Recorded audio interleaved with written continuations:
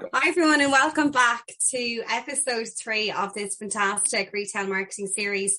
And today's one is something I'm really passionate about, and it's all around the staff in your retail business. And I suppose that the title for today's one is your staff, your retail staff is not just for, and Richard is going to take away this title for me because it's gone out of my head again. Inspiring staff is for life, not just for Christmas. Now, so we talk about inspiring people. It can be one of those words, I suppose, that's up in the air. What does it mean, I suppose, on the shop floor? What does it mean to the marketing department, to the hiring manager, to the shop floor manager? Again, it can mean different things to different people. So we're going to really divulge on that today, see how that plays out in real life from a training piece, from a marketing piece. And I'm really excited. So I suppose starting off, Richard, from your perspective in the marketing field, I suppose, what role do our staff play in marketing? Because in other businesses I've been part of, we kind of looked at marketing like that's the marketing department's job. It's not really my job. At times that was the case. They were going to give us the promotional material. They were going to do the POS. They were going to tell us we nearly left it up to them to really drive footfall into the stores. And me and you both know when you're in a smaller independent retailer, you kind of are the marketing person and everything else in between that maybe you get away with not doing in the really large multinationals. But maybe you'll shed a little bit of light on that. I think it's a really interesting question. And my thoughts on it are that when you go into a store and you interact with a colleague, member of staff, whatever the business calls them, they are the face of that company. And it's really interesting. Everybody talks about Apple and the Apple store. And I quite like going into the Apple store just to see how people interact with people in there. And they assume that everybody wearing an Apple t-shirt is, part of the family or, brings them closer to the brand. And for me, it's fascinating because the people that work in stores are the face of the brand. And I think for me, the people in store are too important to be left to just HR. And what I mean by that is if they're just staff that are there to sell, et cetera, I think we're missing a bit of a trick. And as I said a couple of weeks ago, marketing's too important to be left to just the marketing department. HR and looking after your staff is too important to be left to just HR. And I think for me, if we start thinking about, right, what does good look like in terms of great customer service and presenting the brand in a really positive light, and you start thinking about the people that do that really, really well in retail, why is it? And then you kind of pick out from that, why does it work? How does it work? And for me, we start off with the conversation, what does good look like? And in the UK, the first retailer that comes to mind is John Lewis. And there's that classic story. When you go into John Lewis, you'll find a nice person in a suit that knows about the product. And John Lewis has got this reputation for service and culture, but also when you talk to a colleague, they're kind of 99 times out of 100, they're proud to work there. They're proud, they're not a colleague, they're a partner. We're a partner in John Lewis, and there's that kind of pride and, good manners and product knowledge, and you feel like you're not just buying from a store, you're buying from John Lewis. And it was interesting because I was thinking about this, and I did a bit of research on it. And every time they do a customer service profile in the UK, John Lewis comes up in the top 10, not just of retailers, but of businesses. And you start thinking, well, why is that? What is it about them that is so good? And where does it come from? Because not everybody knows everything about, a bottle of Chanel or a Samsung television. It's a mixture of training and culture. And I think it's a really good question to start unpicking. Why is it that a chain like John Lewis has got that reputation? And why is it that people they treat the partners and the staff in those stores so well? Or why is it that when people go into an Apple store, they feel that when they talk to an expert, they really are talking to an expert? There's that sense of excitement. So I think, we talked about this before about benchmarking. for me, John Lewis is kind of a high point. And my question to you from an Irish perspective, where do you kind of get that feeling when you go into a store that they're more than just a member of staff, they are part of the brand? Yeah, so definitely. I think that's a really, really good question to ask. And I think touching on what you said, culture there. And I think when I look at brands and I look at really great branding, I think brand to me, that the people inside, or, the staff inside that retail store, that's the personality of that brand. Yeah. It 100% is. That's, this could be a particular brand, but the people that are talking about that particular product, that's the personality. Bring it to life.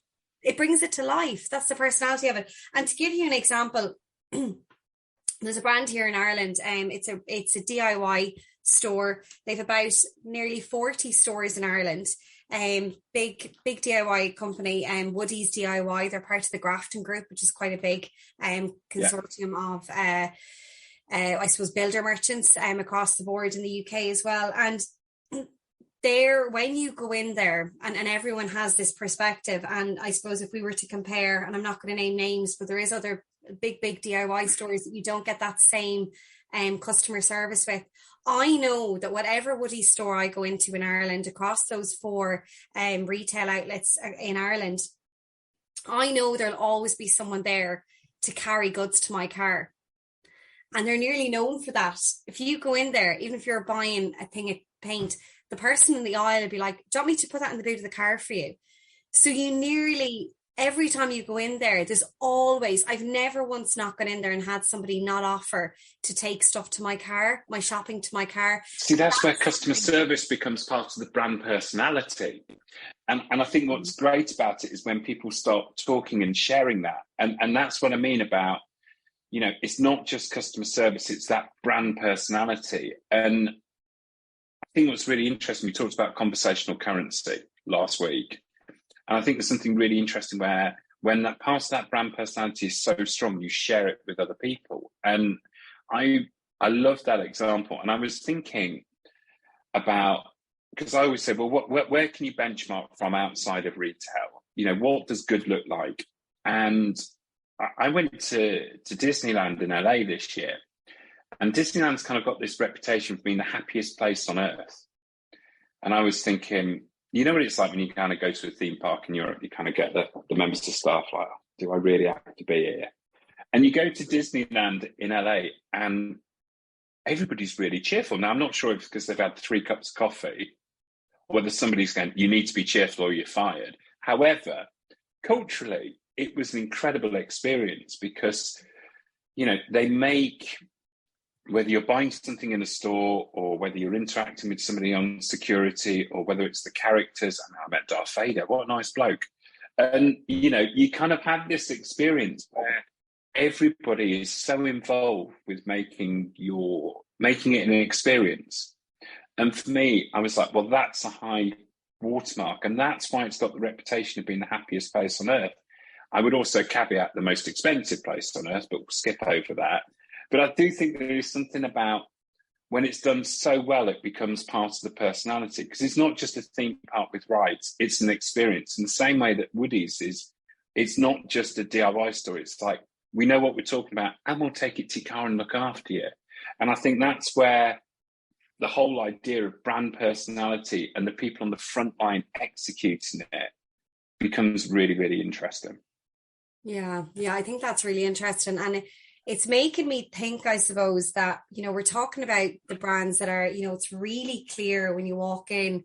It's really clear, I suppose, I know what I'm expecting or I know what I'm getting. So when I walk in there, I can nearly predict the service I'm getting. And there's a consistency within that, okay? And I find the biggest letdown in retail is we're really not consistent with the customer service piece. So we'll have an up and a down, like on a graph chart, it'll be up and down, and we'll do really, really well. And I suppose going back to how do we actually get to a place where it's actually part of the culture. So if we were to look at another retail business and we were to, benchmark or compare, role model that against the Woodies of the world, and I have a DIY store, and I want to be known for having that, real personable experience where you walk in and someone is always going to be there to help, because that's what we want.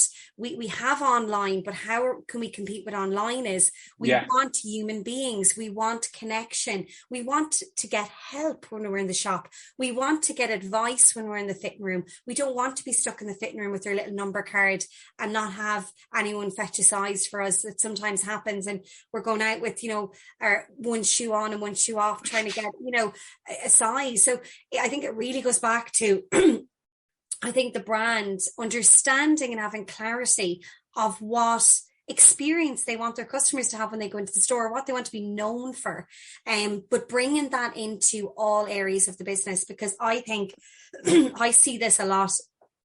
We have a really great marketing strategy. Okay, we want our customers to be going away thinking this, but what we don't do is we don't tie our recruitment or onboarding or training and our marketing all into that same customer experience model. Yeah. So if you're saying we want to be known as being helpful, how are we recruiting with that in mind? How are we actually setting I think it becomes a way of life. Yeah. I think it becomes a way of life to get that brand personality over. Yeah. And I think what's really interesting is if you do marketing and a customer service campaign once a year, I think it becomes tokenism, or it becomes one of those things, right, well, we need to do it because everybody else is doing it. And I think for me, when you have that brand personality and you can live and breathe and inspire it and reinforce it throughout the year, then it doesn't become tokenism, it becomes a way of life. And it's really interesting because I actually think this is potentially easier for independents to do than chains. Because if you're an independent, there's a brilliant example I'm going to use again, Upper Playground in San Francisco. All the staff in there wear the gear that they sell, and it's kind of street artists and hoodies and T-shirts, but they're kind of cool. Yeah. And they welcome every customer, and they're really proud to work there. And they're like, hey, you've got to try this because it's new and it's like done by this artist and it's really cool. And it's somewhere where you want to go and kind of hang out with them because it's kind of their way of life. They're really proud of the products. They know what they're talking about, and it's not forced. And I think it's really interesting as consumers, if you go into a store and it's almost that scripted, hello, sir or madam, how can I help you today? Because they've been trained to do it. And I think, imagine that you're the colleague in store and you've been told, right, you need to do this script. And I think what you have to do is pull people's personalities out and align it with that brand personality. And I think it is really possible to do all year round. I think what's really interesting is how do you get that philosophy into your colleagues? And I think this is a really interesting question around culture, around recruitment, but also aligning your marketing brand personality with how you execute it in store. And we talked about Disney and John Lewis's high benchmarks on with Woodies, but also how can you do that in your retail stores? And I think for me, it is putting all of it together and that brand personality. But I kind of, culture is a difficult thing to create. And I know you've worked with lots of different businesses and within them, what are the examples that you've seen where that culture is really good, and where is it where you've just gone, oh no, oh no? Yeah, it's a really, really good question. And I think, I'll give you, we'll go back to the benchmarking piece, and I'll give, I suppose, just to continue on that rhythm. The good, the bad and the ugly. Yeah, we'll go back and then we'll go on to the ugly. So the good, I suppose, I think change management in any business is absolutely, it's a long process, I think. And anyone that has, a lot of chain of retailers will know this, or even in smaller, change is huge in a business. And I worked for a business back in 2015, and a new CEO took over, and they had a big strategy around the brand. They were rebranding it. It was, they wanted to change the philosophy within it, and it was a real 5 to 7 year plan to change the culture. And I think it's really important for people to understand that if they do go in and take over a business, you're really looking, if that business has been established for 10, 15, 20 years, you're really looking at a long-term, change management plan, because it's not going to happen as quick as what you would like it to happen. And it's quick wins. The longer wins are going to be over a couple of years. Now, what was really interesting was I was part of that process of that change management culture piece. And going back to what I said there, that sometimes what can happen is the departments in retail, when they're in a big retail, you have the buying admin department, you have the marketing department, you have the HR department, you have the senior leadership team, you've so many different, you've the warehouse team, there's so many different, you've the suppliers, loads and loads of different parts. So you could be looking at about 6 to 7 different departments, depending on how large it is. What can happen sometimes is they're all working with their own KPIs, with their own objectives. They're given their own targets for their own roles in their own departments, okay? Siloed. And what can happen is that the marketing department can have a really great marketing strategy around, again, it could be branding, it could be people, it could be whatever that is. And what we done was we created customer avatars, okay? And this is where it got really interesting. We created customer avatars so that the staff could understand who each one of those customers were within that particular business. So they identified 7 of the key customers that they had in that particular retailer, and they created a persona for each 7 of those. And all of their marketing was based around those 7 key customers, all of their pricing strategy, their promotional strategy. So from a clarity piece, as a store, as a team member, you knew out of those 7 different customer avatars what price and strategy. So if you were talking to a customer segmentation piece, it was really easy for them to, how do I know to sell? Okay, it's this budget, it's this type of product. But what they also done then was they connected the customer avatars from the marketing department. They nearly created the personas of how we sell to them, how we talk to them as the brand values proposition. And what they'd done with the brand values was, and it was so pinnacle in the whole process of this, of building the culture, the brand values and behavioural values were built into the feedback model that the managers gave the staff every day, was built into the morning brief. So every single morning we had to talk about, we had the brand values on a board at the back of the store, and we had to name out one of the team, an example, a real life example of how they lived one of those brand values yesterday on the shop floor. So we would go, Mary, Bob, whoever it is, you're really homely and real.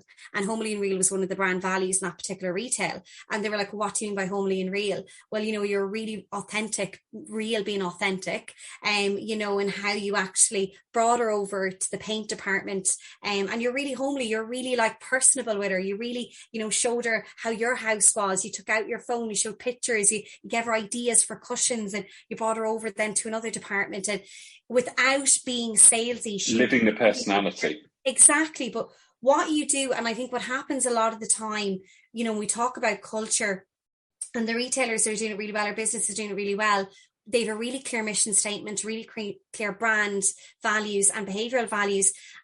But how does that look like on a daily basis? Okay, and this is where they drop the ball. Okay, because we have a lovely big poster in the stores of brand values and ethos. And that's what I mean about tokenism. Yeah. There's a difference, and this is why I think there sometimes can be tokenism, which is, right, we know we need to improve customer service, so we're going to have on a big poster, be nice.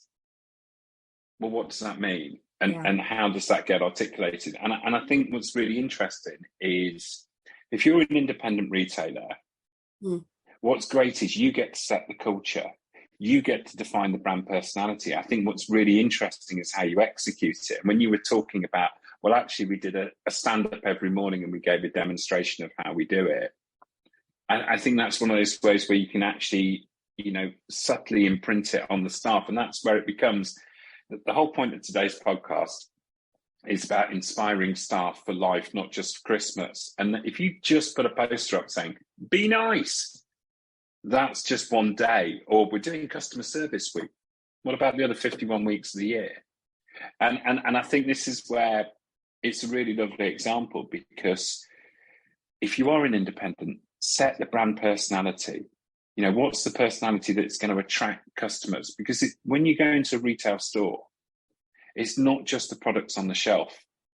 You know, because reality is you can get it all online. You can. Yeah. So what's the personality? What are the reasons for people to spend time? What are the reasons for people to know, like, and trust, and then really, hopefully, share? And I think that's the really wonderful thing, where you get a great experience. And it's not just we carried the paint to the car. That's a nice story that you tell your family. But it's the one where I went into a store in Oakland, and it was called Maple Street Denim. And they're like, oh yeah, really nice to meet you. Right, I know you like this brand of jeans, but did you know they've got this new one coming up, and it's got this little bit of stretch in the fabric?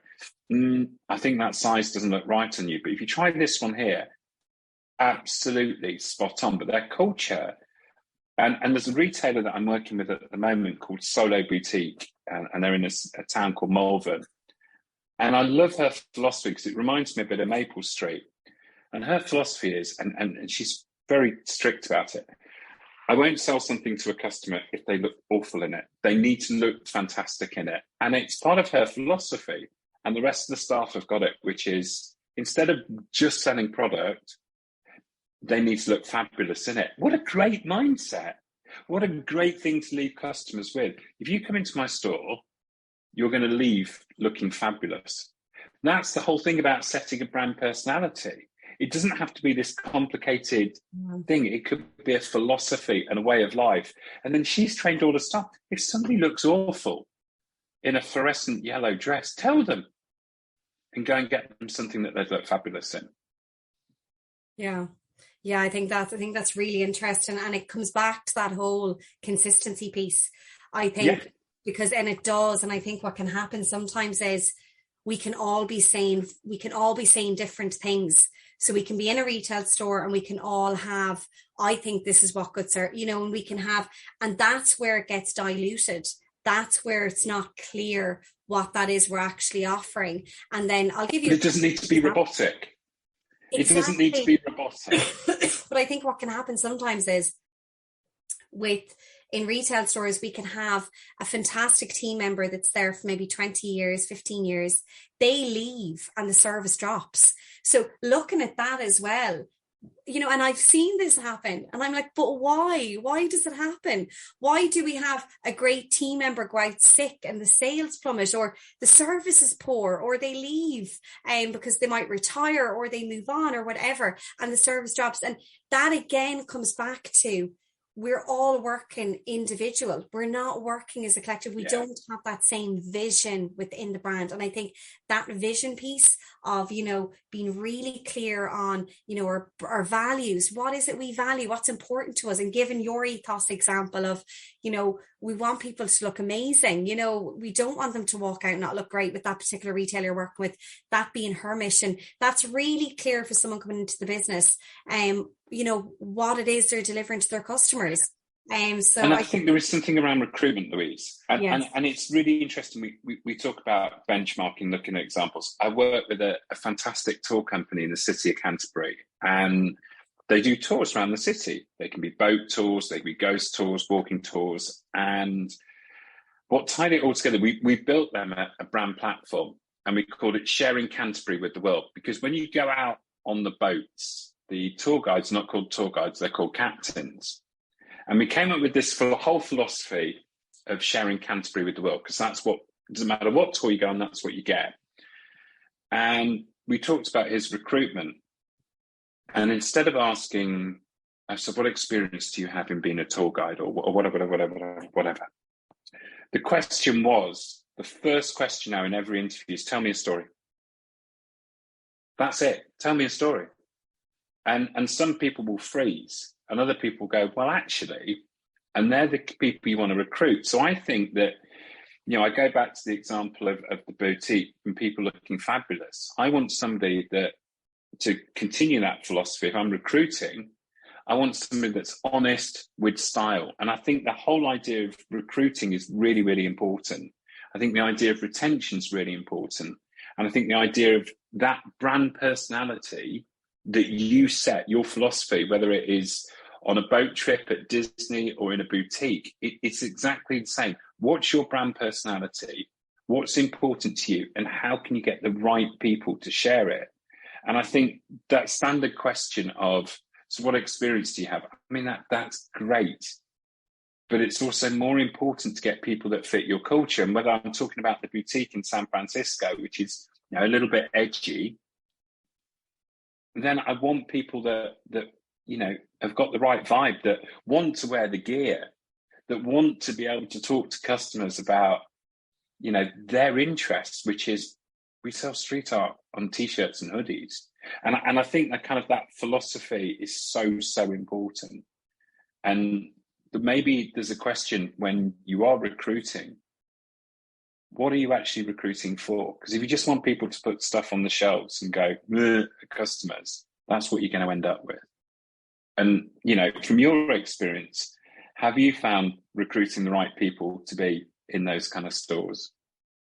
Yeah, I think it goes back again to that, the particular retail store that you're in, what the expectation is of it, you know, because each store is its own personality. Each store you go into has a certain persona. For example, if we looked at some brands that are maybe, you know, really loud, you know, high energy, and then if we had somebody offering, it could be meditation, it could be well-being, it's a different tone, it's a different pace, it's a different customer that we're talking to.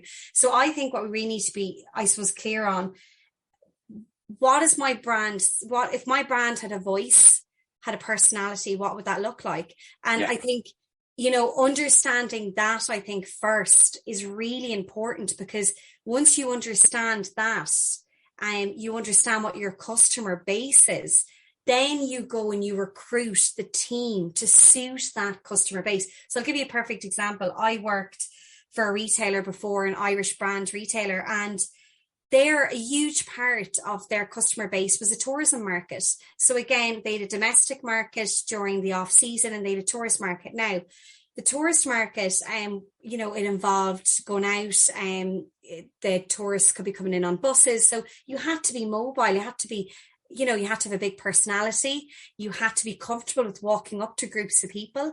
So you had to have certain personality traits, certain things that you're comfortable in doing. Yeah. Could I hire somebody that maybe didn't like going up to large groups of people?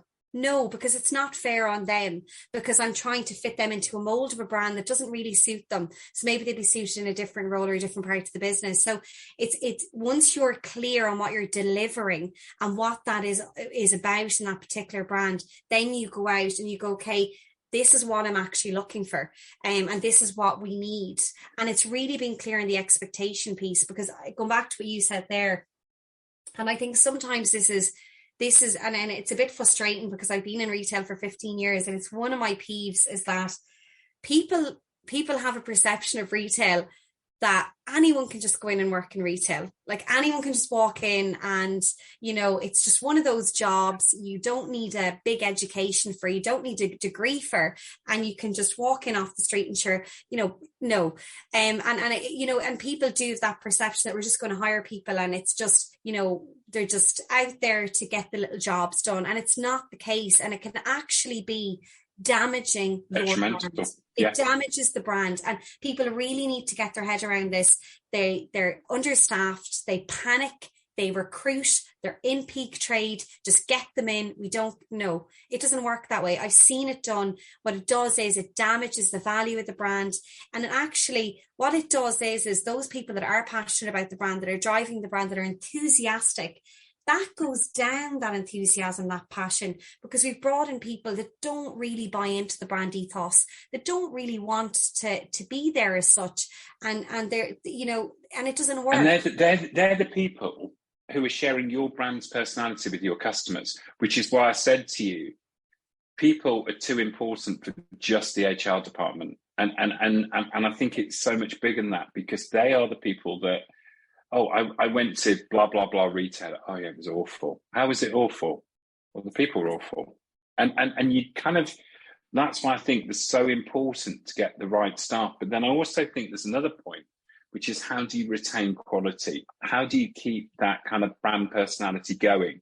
So it's more than just once a year. How do you, get the colleagues on board? And I always find it fascinating that the really great restaurants, for instance, get all the staff to try all the dishes so they can talk about it to customers.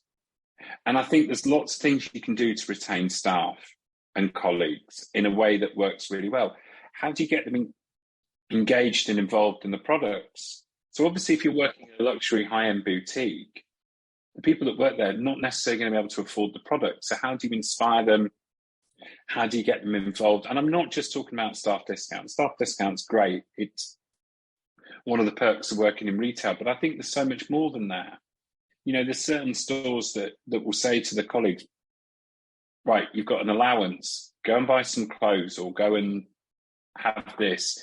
Or, if you're working on a perfume counter or a cosmetics counter, you get so much product. And I think there's different ways of engaging and inspiring people. And I think actually getting product into them. We talked the other week about sampling. Why aren't you sampling to your staff? Whether it's food, drink, clothing, cosmetics, whatever it is, they're the people that are talking about your products. If you're launching a new product, how do you inspire them with it? And it's really interesting. I think some of the alcohol brands are really, really good at this. And they'll give the colleagues a certain amount to try, but then they'll also give people, if you think about this another way, if you're a brand, how do you get sell out of your products? And I just thought I'd share this really nice little example. This is a small distillery called Maidstone Distillery.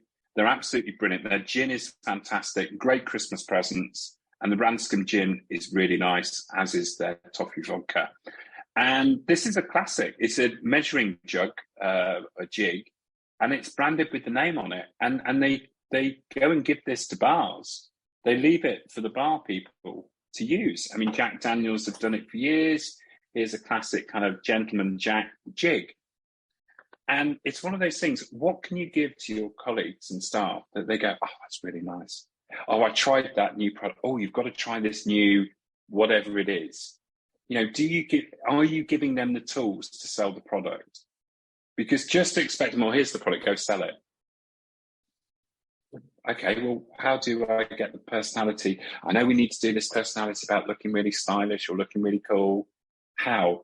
And I think there's that, you've got that opportunity to go, right, well, take some of that new cheese home and, share it with your family and tell us what you think. Because we have to remember that the colleagues that work in stores live in the communities that they serve. They are part of the personality. And I think, how do you empower them? And the jigs is kind of like a fun way of doing it. But there's also that kind of idea that how do we empower them to take the retail personality out to their communities? And it's not forcing it, but it's giving them enough resources so they feel part of the team. They feel part of the culture. They take pride of working and sharing that brand personality with other people. I think that's really, really important. And listening to what you said there and I do think it's sometimes forgotten about, is we've external customers, we've internal customers, and our internal customers are a team. And I think it's sometimes not, I think sometimes once we've onboarded the team, we've put them through, they could be on a 3-month training program, whatever that looks like in a particular organization. And we go. Off you go. We'll see you at your appraisal. Yeah, we'll see at your appraisal. And there isn't a touch point. And I think the only time we really touch in again is if we have to put them on a performance improvement plan, or there's issues, or, or their sales are astronomical. So I find what can happen is, unless they're blown out of the park or they're underperforming, that's the only times we're really intervening with some of these staff. And I think that's a big issue. Those people that are consistent, that are, showing up every day, that are doing that, they mightn't be blown out of the park every day, but who can? They're not underperforming, but they're doing what they're supposed to do, and they're doing a really great job. And I think what we need to be thinking about is, how are we actually motivating them? How are we inspiring them? How are we supporting them? How are we empowering them? Yeah. How are we empowering them? How are we saying to them, right, well, we've got this new range of clothing. We've never stocked it before. Go and sell it. Not really. You're asking a lot. But actually, if you turn around to them and say, you know, our personality is this. This is this new range that we think customers are going to love. This is why they're going to love it. Just feel the fabric, feel the material. And actually, if you talk to your suppliers, they will send you additional product. Because, and I use the example of Maidstone Gym. If they're going to put that product into a retailer or a bar, they'll make sure that the staff get to try some, because they're the people that are going to sell it. But if you go and talk to your suppliers, we talked about this last week, about if you ask point of sale, you ask for that kind of additional help, they'll provide it to you. If you turn around to them and say, look, we know we're launching your product.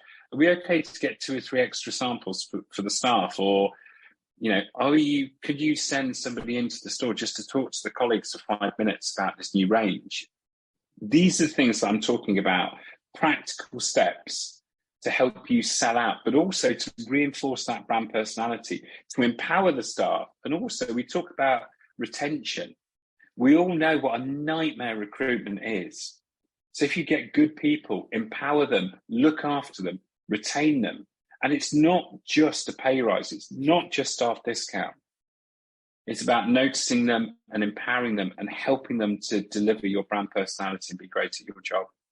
Yeah, I think recognition is the big one. I think recognition is, and it goes back to that whole, is our recognition system or our succession planning system, is it set up for, you have to do astronomical sales, you have to have really high KPIs, or, you know, you're underperforming and then you're pushed out to one side. You know, what does that look like in your business? Because I think it's so important. You know, are we actually recognizing when people are being empathetic?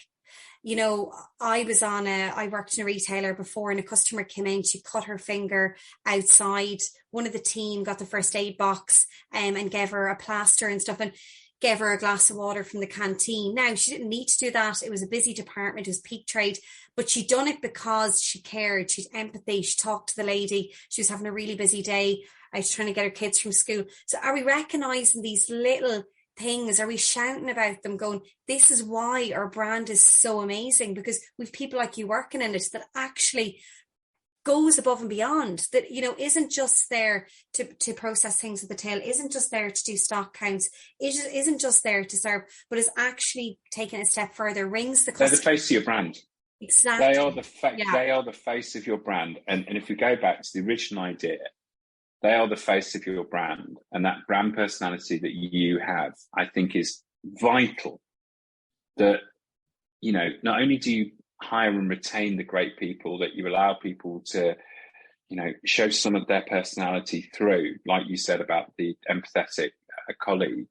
I think what's so important is that you also recognize these people and encourage and you know, they are your brand. It's not just the products that are in store. They are the people that work in store. They are so much more important than just being colleagues or just being a checkout operator. They are the face of your business. And I think this is such an undervalued part of the marketing mix. You know, if you've got some marketing budget that you can spend looking after your team, they will look after you.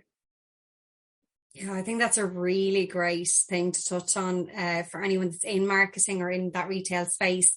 How much of your budget is actually, do you have any part of your budget? Have you thought about that for the retail team that are driving that? Because I think it does get caught up in, you know, CRM programs, gift to purchase, all this. And I know Louise, otherwise it would just be a poster on the wall saying be nice. Yeah. How do you execute that? And I'm not just talking about a Christmas party for all the staff. It's all year. And I think this is where, you know, it's like a little bit of a challenge to marketing teams. Like, how do you engage colleagues in store? And I'm going to share with you a quick example from Sainsbury's days. They did a program where they needed to get sales up by X amount. And they realized that if they could get every transaction to spend £1.10p, they would hit the target. Not a huge amount.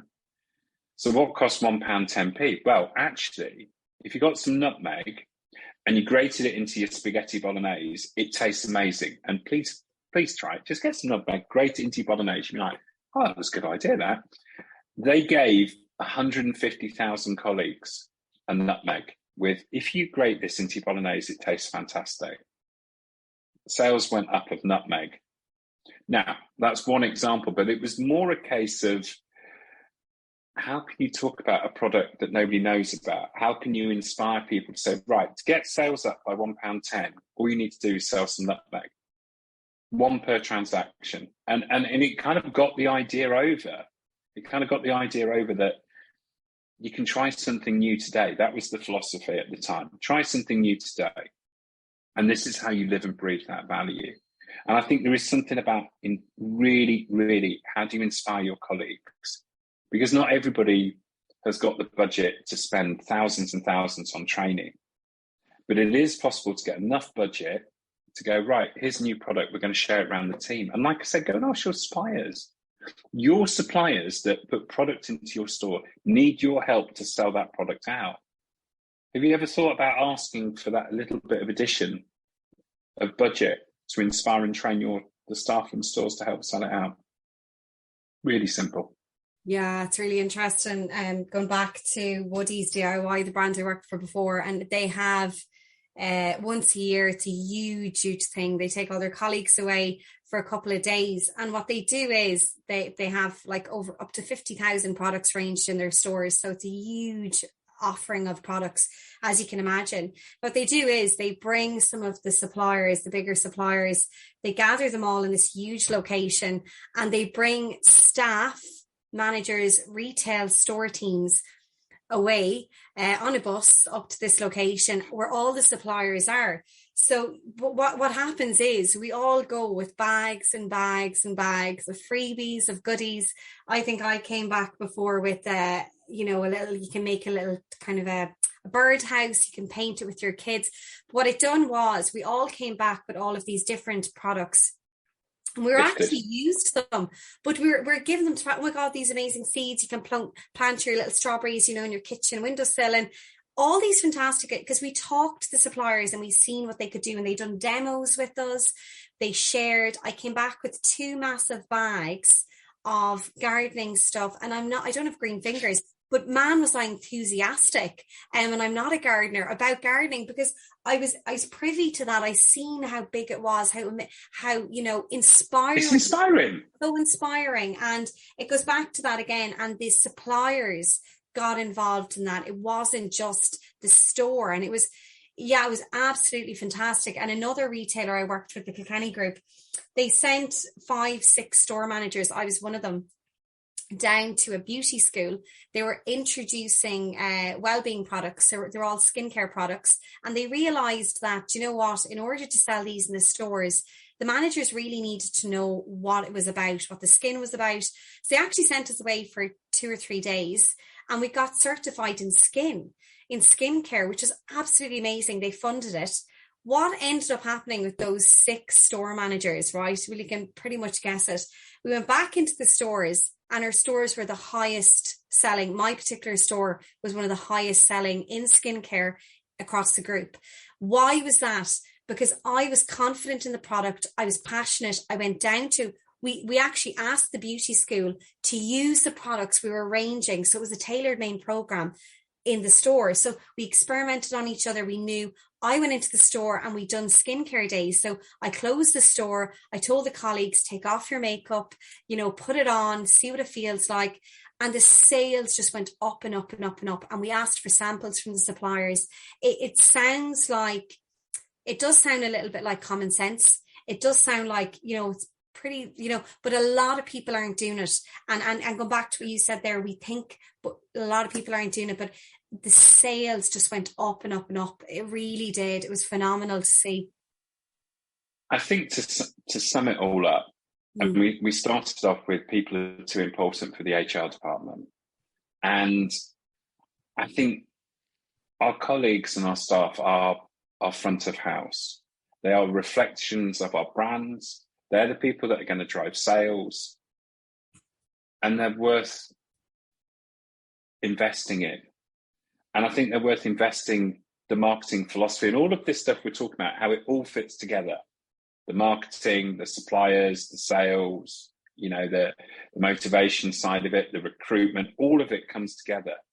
Your brand personality and getting the right people to execute it, it has to be more than a token effort of be nice poster on the wall. It has to be a way of life. And I think that when you get it right, you can end up with a really virtuous circle where, colleagues feel not just I work in a store, but I'm part of the business. And then you look at the high watermarks of John Lewis or Disney. It's absolutely possible to create that in an independent. In fact, it's easier because you control the culture, you can control the brand personality, and hopefully some of the ideas, the practical ideas that we talked about how you execute that, inspire you to think that colleagues are so much more important than just being a colleague selling products. Yeah, love that, Richard. So where can people reach out to you, Richard? We've come to the end of the show. And if anyone wants to listen back, we've another 2 episodes. There is so much more there. We've touched on the last part, which is your people. We actually went back to the very beginning of what marketing is, what it looks like. And there's really great key takeaways in those other 2 episodes. But Richard, if people want to get in contact with you, where can they find you? What do you kind of offer? What do you do? Thank you. It's dead easy. Go onto LinkedIn and put Richard Liverman or Richer Solutions. That's my business. I work as a professional mentor and coach. I also do branding and retail consultancy. I absolutely love it. I've spent my entire career in retail marketing and mentoring. It's such a brilliant sector. And what I hope to do is offer kind of my experience and my skills to try and help people elevate what they do, because it's a brilliant sector, and with a little bit of help you can do so much cool stuff that helps develop your brand personality and your retail stores. So thank you very much for having me. It's been an absolute pleasure. Thanks so much for coming on, Richard, and definitely reach out to Richard. He does talks, he does mentoring, he does everything in between. And thank you so much for coming on, Richard. You've been absolutely fantastic sharing all your knowledge. Thanks a million.